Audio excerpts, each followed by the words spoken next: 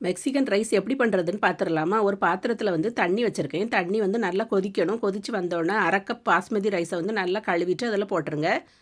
உப்பு சேர்த்துட்டு நல்லா மிக்ஸ் பண்ணி விட்டுருங்க. சாதம் நல்லா வெந்து வந்தோடனே வடிகட்டி தனியாக ஆறதுக்காக வச்சுருங்க.